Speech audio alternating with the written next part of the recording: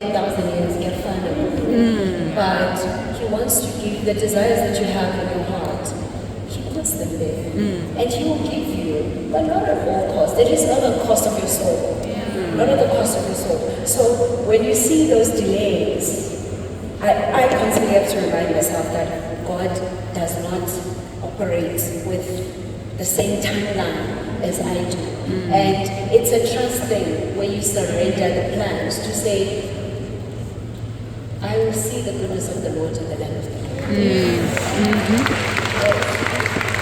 I'm going to keep believing it until it unfolds in my life. Yes, of course, social media, guys, is a highlight of, a highlight reel. People are traveling, people are doing things, and you're just constantly feeling like, when? And I think for me, when I joined social media, it wasn't as hectic like our Instagrams, where it was a little bit of a different experience, but now it's such an intense part of our lives. But you always have to, believe it or not, now I delete my apps very often, at least once a month for a weekend and I'm not part of it. I just need to look inwards, how am I feeling? Because it's also overstimulation. It's overstimulation. This person is in France, this one is, you know what I mean? This one is doing this thing, this one is getting married, this one is having another child, this one, and you just done, what's the word, delelaring your life. Like kind of undermining yourself. Your own life and where you are. And my reality check is literally removing the apps themselves and just looking inward to say, I want to live a life surrendered by God because I trust Him, because He loves me. And there's no other way my life could ever unfold better than what He has planned. Guys, I thought this was going to be like light then. And I was like, no, I'm not going to do like Mr. Morning's podcast content. It's going to be like fun.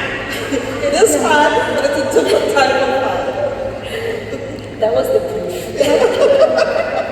Ish raised with me. I'm so sorry. She was wanting to give wisdom and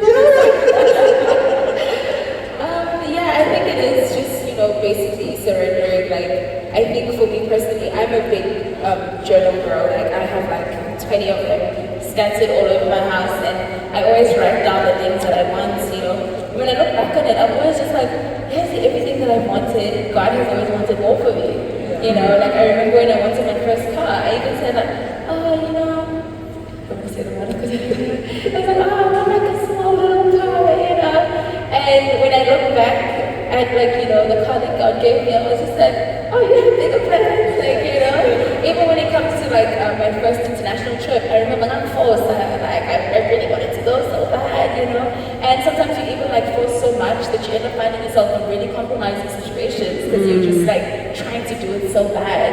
And God is just sit down and wait, little girl, because He put me in business class. I'm like, and I still got paid for that, It's a bit difficult for me to speak on it though, because I live in that social media world. But obviously there are certain things that, for example, getting married and having kids, that's something that I aspire to, and something I want for myself. But just based off of what God has done for me in the past, I'm comfortable not rushing that process because yes, God has more in store for me. I could never ever begin to imagine with my own mind what God has planned for me. He's always exceeded my own plans, my own expectations. So I'm just believing in Him for that as well.